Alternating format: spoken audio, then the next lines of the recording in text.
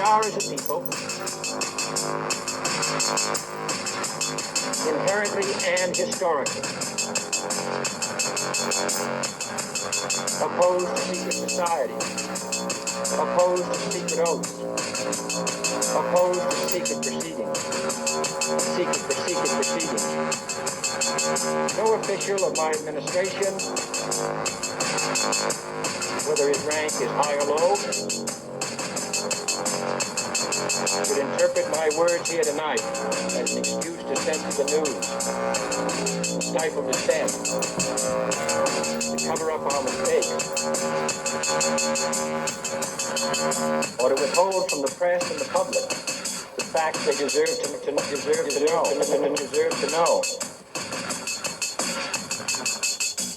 All right. Welcome back to Conspiracy Corner Podcast, everyone. This is Abe, your host. Third episode for today. Well, I did a little bit of weed eating. I ran out of some string. So I gave up on that. Came in, played some Zelda. I'm playing Zelda 1, second quest right now. I've already beaten, Zelda 1, the first quest. I did a review on it on Blue Pill Podcast. Go check it out. I have a whole Zelda playlist if you're interested in game reviews, because I do other content besides conspiracy stuff. I have my other podcast, Blue Pill Podcast. If you're interested in just like anything non-conspiracy, and there's a shit ton of game podcast on there, game reviews and stuff, and so go check it out. But I figured I got some coffee. I'm trying to stay up till at least noon, and I started getting drowsy. But I have at least one more episode in me. This episode, as far as podcasting, I may put out another one. Who the fuck knows? It depends on how I'm feeling.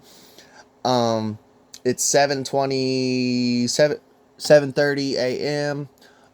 July 4th, 2026.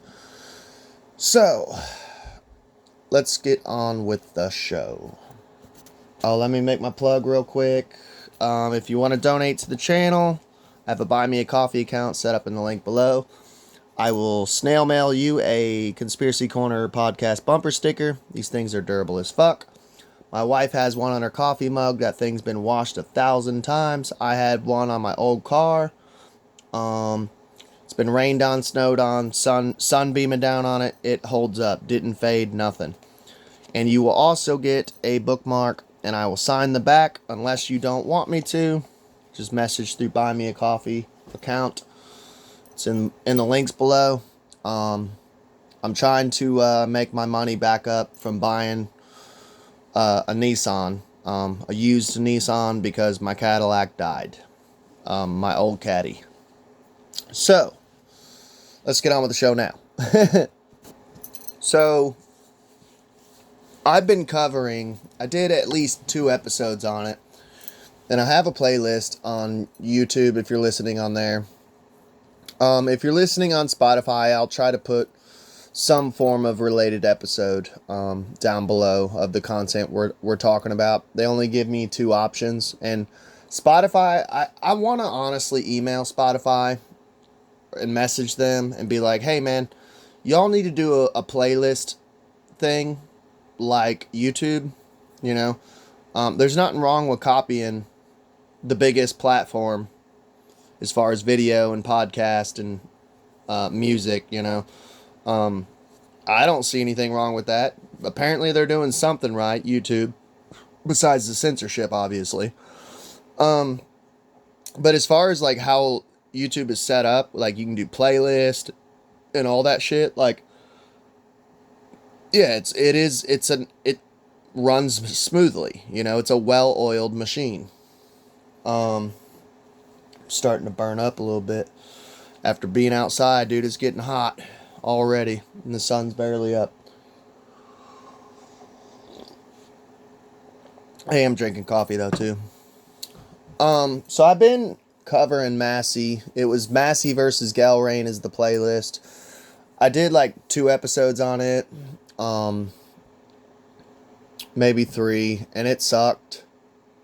Well, not the episodes, but I'm saying that Massie lost. I think the election was rigged. That's my thoughts, and we get into that in that playlist and the several episodes we've done.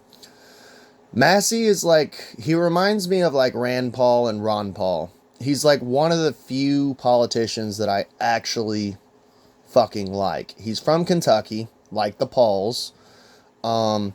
He was one of the very few people who was fighting to get the Epstein files released. So before you come in the comment section going, Thomas Massie, he's a this or that, it's like, bro, I'm thankful. Did we get all the Epstein files? Obviously not, but he was trying to get all of it out there, and he was helping getting that going. Him, Marjorie Taylor Greene, yeah. You know, there's very few good politicians left, I feel like. I think there's probably literally a handful going against, like, you know, like 100-something evil ones. So, we covered this bill. I forget the name of the bill. We did a whole episode on it. It's basically, essentially, to wrap it up in a nutshell, a nice little package for you. It was a bill to merge United States and Israel's military, manufacturing, and also it would be like they would be able to get like our top secret info. So like we all thought that like Five Eyes was bad, you know, that all the intelligence agencies work together. This is like 10 times worse. Like they would literally have access to our top secret info and shit.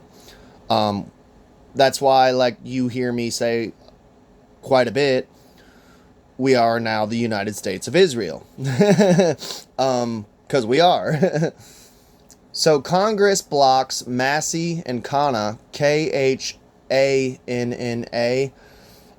or no, is it Kahana? Kahana? I think I've heard people call him Kahana. We're going to call him Kahana right now. It does sound a little better than Kana. Sorry, Star Trek reference. So Congress blocks Massie Kahana effort to kill U.S.-Israel integration. Congress blocked it.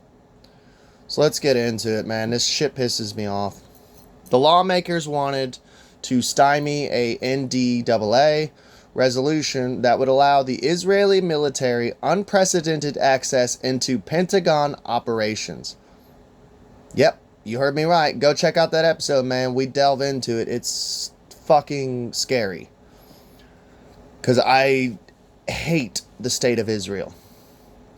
Congress has refused to even allow a full House vote on a provision that would pave the way for an unprecedented integration of U.S. and Israeli military industrial complexes. So they're not even allowing a vote on it. They're just immediately blocking it. No, we're not even going to vote on it. Isn't this a constitutional republic? Isn't this a democracy? I see all these collages and videos of, it's a threat to our democracy. It's a threat to our democracy. Well, democracy means we get to vote on shit. You're refusing to even allow a full House vote on if we want to merge with Israel. The move came through the House Rules process for the National Defense Authorization Act, the NDAA, which determines which of the more than 1,000 proposed amendments to the defense policy bill will be publicly debated and voted upon by the full House. Unfortunately, after no debate on Monday, the Rules Committee chose to reject a bipartisan amendment introduced by Representative Ro Kahana. He's a Democrat. Okay, right here. Ro Kahana and Thomas Massie are both fighting this. And this guy's a Democrat from California. Thomas Massie, obviously Republican from Kentucky.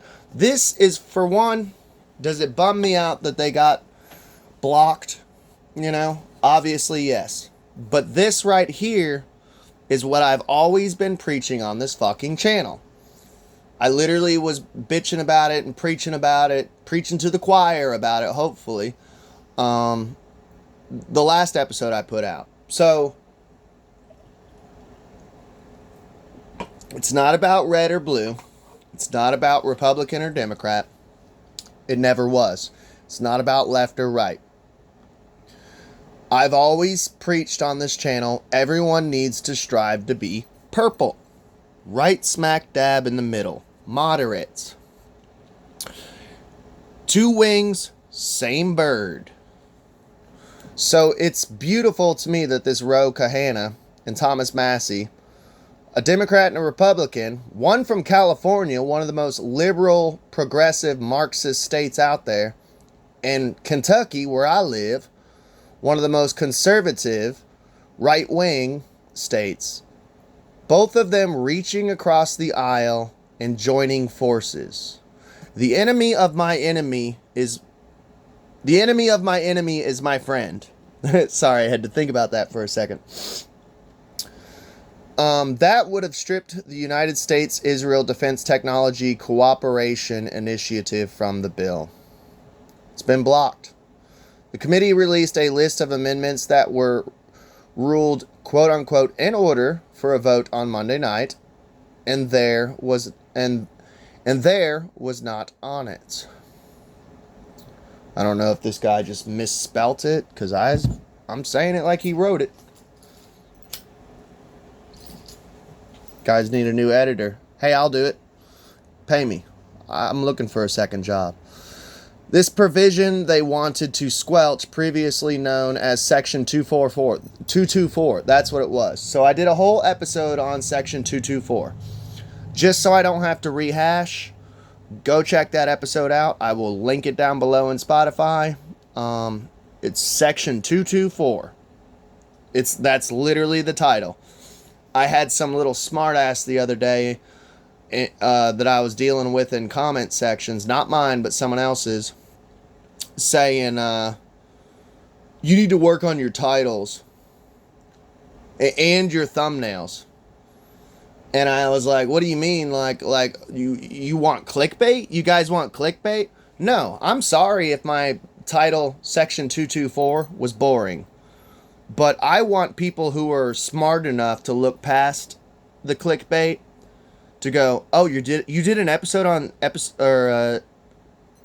224, Section 224. I'm gonna check it out. I don't clickbait you all because I figure my audience is intelligent enough that they don't need these stupid thumbnails of me going, oh, it's the end of the world, and some stupid title that is over dramatic,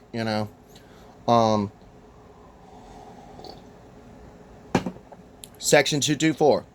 That's the episode. Go check it out. We do a deep dive on it. I'm not going to clickbait you all. I figure you guys are grown adults.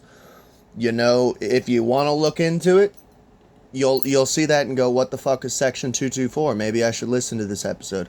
Or if you want to hear more about it, you'll go, oh, dude, Abe's talking about Section 224. This is the big boy playground. All these other content creators with clickbait, and like stupid titles and shit. I'm not doing that. We're all mature adults here. I don't think I need to clickbait you all.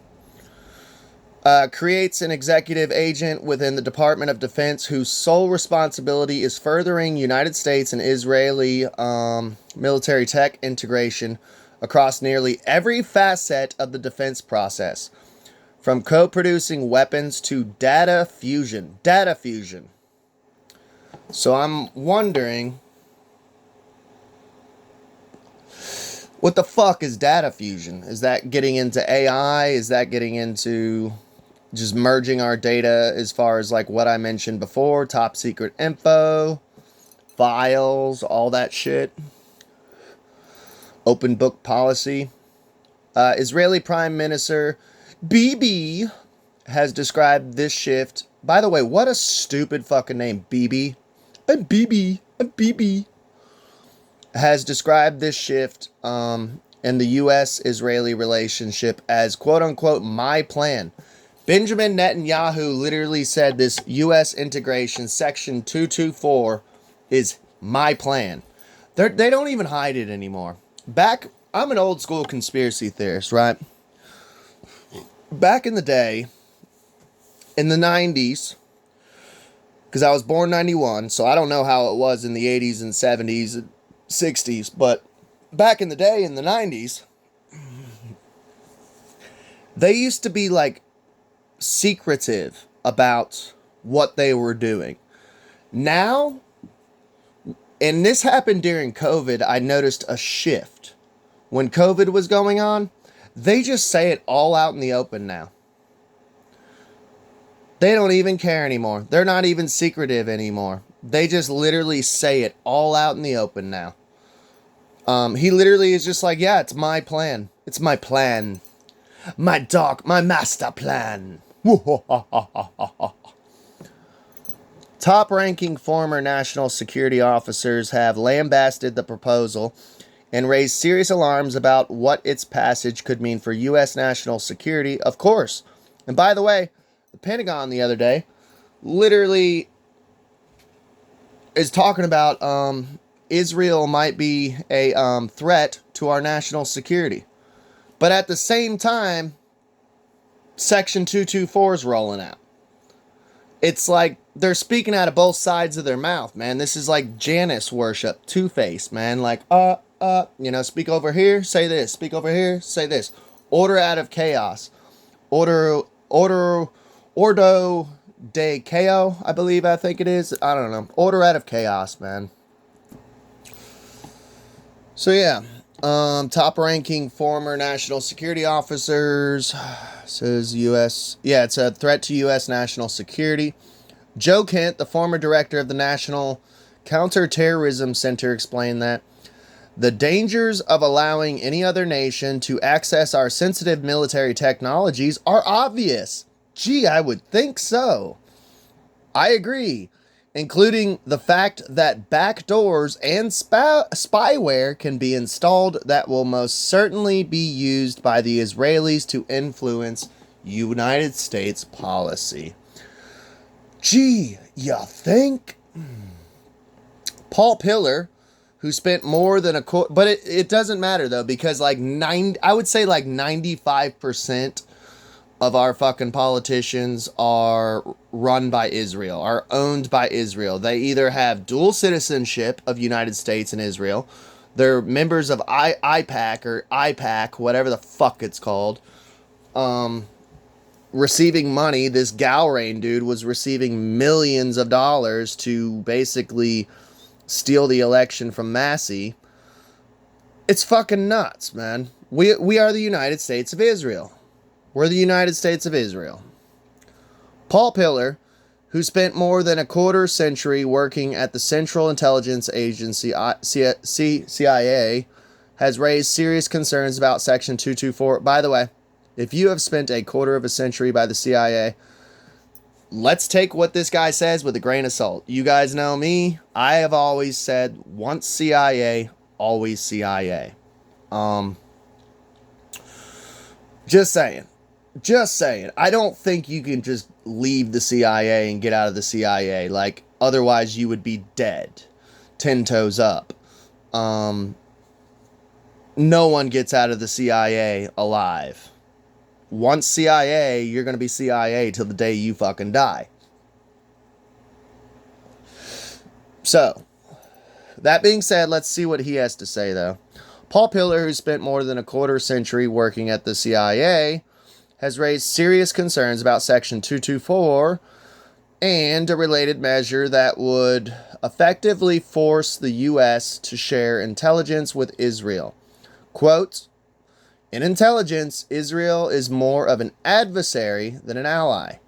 Being an adversary in intelligence means indulging in a hostile act of espionage. Israel has a long record of conducting that type of hostile act against the United States, Pillar wrote in Responsible Statecraft. So, I agree with every single thing he just said right there. That being said, order out of chaos. Is he causing chaos? Is he being told, hey, let's get the people all riled up, you know? It's hard to say, dude, because sometimes, dude, like, it's like dealing with the devil. Like, the CIA, they have, like, it's order out of chaos. It's that Masonic law, order out of chaos. So sometimes people go, they don't want you knowing if you're coming or you're going. I forget there's a word for it. Yeah, it's just, he might be just a chaos agent, you know? But I do agree with what he said. Everything he just said, I'm like, yeah. To Pillar's point, Defense Intelligence, the DIA, which, by the way, the DIA was created by JFK. DIA was supposed to keep an eye on the CIA. You don't hear much about the DIA. DIA officials recently revealed that, well, first of all, JFK, he wanted to literally, there's a quote that he wanted to tear apart the CIA and let it blow in the wind, like ashes in the wind. He had some beautiful quote. So what he did was he created the DIA, and basically they're supposed to keep an eye on the CIA. It was created by JFK, if I remember correctly. So DIA officials recently revealed that Israelis' espionage efforts in the United States have been deemed critical, the highest threat level in the DIA system. Okay, so I retract my former remarks. It wasn't the Pentagon that was warning about it. It was the DIA. God bless the DIA, dude. God bless our JFK, man. I love the Kennedys. I'm sorry. I know they're not perfect. They're flawed, but I do love a lot of what JFK did. By rejecting the Kahana and Massie Amendment, the Rules Committee on Monday ensured the American public would not even get to see how their representatives would vote on this pivotal issue. This is despite unprecedented levels of public distrust in the Israeli government and widespread public outrage directed at these proposals. Constituents from across the country have let their representatives know in every way possible that they do not support any further military industrial complex integration with Israel. The story went viral on social media, with commentators flagging the issue for the representatives. Letters to the editor opposing Section 224 have appeared in papers all over the nation. I haven't seen it in any of my local papers, and by the way, you guys know me. I've got an episode I'm going to do on data centers right here. We're going to cover that on a CarCast episode on one day before work, because I like to do a podcast before work in the parking lot. I've done it for years. I'm a weirdo like that. I just like to, I read the local papers, man. I got a whole stack of them over there. I cover the local news. I used to be a journalist. I haven't seen any of my local papers, whether it be Jessamine Journal, Harrodsburg Herald, none of them around here have been covering Section 224. So,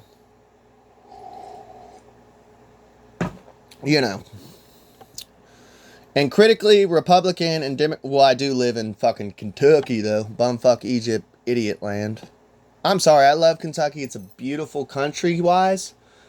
But, man, we got some fucking retards who live here, man. Like, I'm talking like hillbilly, like hills have eyes, like, I love Trump. I don't care if he's on the Epstein list. That type of fucking retard, man. Democrat staffers who have spoken to Quincy Institute colleagues have reported being inundated with calls from constituents about the issue. While the Rules Committee's decision is undoubtedly a setback for those worried about this unprecedented U.S./Israel military industrial complex integration, the Senate is considering its own version of Section 224 proposal, and ultimately, the two versions of the NDAA will have to be negotiated in a conference committee. So it's blocked right now They're talking they might edit some stuff, but it's still not going to be good enough. It's still going to be sketchy as fucking fuck. You know it is. You know it is. I mean, there was a bill I remember during Joe Biden's administration, and we covered it on the channel. And this is a true story. This shows you that America has become a banana republic. I do not recall because it was years ago that I covered this on the podcast, but they gave everyone the bill the night before, and the bill was this fucking big. And they said, okay, we'll be here at 6 a.m. It's like 10 o'clock at night now. And we'll be back here at 6 a.m. Read through this and we'll vote on it. That big. And let's say it takes me 30 minutes to drive home, 30 minutes to get here. Still takes 30 minutes to go to bed, 30 minutes to wake up from bed. And you want me to read this much within like 3 hours and vote on it. This is why America's fucked. And do you know how much evil shit was slipped into that bill? Crazy shit. Crazy shit. This is why America's fucked, man. And they gave it to them literally the night before. Read through it, do your homework, come back in bright-eyed and bushy-tailed tomorrow and vote. Are you fucking kidding me, dog? Banana Republic shit. Banana Republic shit. Kangaroo court, dog. All of these points are opportunities to strip this dangerous provision from the defense policy bill. If they fail, and this provision is enacted, the U.S. will find itself I can't say that. We're going to find ourselves tied to the Israeli military, killing Palestinians, little children, bombing schools like we have been. But it'll be worse because they're going to use all of our soldiers and all of our sons and daughters as cannon fodder. You think they're going to let Israelis die? No, they're going to use all our pawns first on the chessboard. Then, worst case scenario, a couple Israelis will die, you know. As my Quincy Institute colleague Steve Simon has written, quote, the measure risked tethering the U.S. military to its Israeli counterpart technologically and making it difficult to uproot should conditions change. Of course. In short, there may be no turning back if this provision becomes law. So the next few months may very well decide the U.S.-Israeli relationship for decades to come. Which we've been tied so fucking much to Israel already because like every president is a Zionist. This is not good shit, man. This is some terrifying shit. And I don't know, man. Like I said, today's July 4th. I'm not feeling very patriotic. I love my nation, but I hate my government, dude. And I keep calling it the United States of Israel because that's what we are going to become. They're blocking this shit. They are blocking this shit.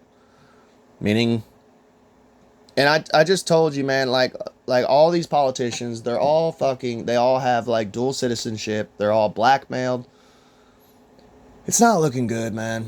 I'm not trying to be dark. I'm not trying to be like black-pilled over here.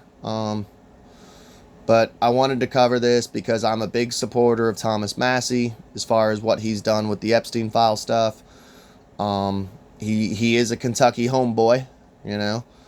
And dude, I do have to say that, man, like besides Bashir and McConnell, oh, by the way, we're going to cover McConnell. Like McConnell might be 1 foot out the door. I mean, he's been 1 foot out the door already, but he had some health issues. We're going to do that probably, maybe next episode we'll get into that because it's pretty crazy. I don't know, and I'm not trying to sound QAnon, but he might already be dead. I don't fucking know. I haven't seen any footage of him since he had a health scare here recently. I don't know. Please like, share, and subscribe. I love you all. Happy 4th of July. I'm going to enjoy fireworks. Whether it's patriotic or not, I could care less. I'm just going to have a good day. You too.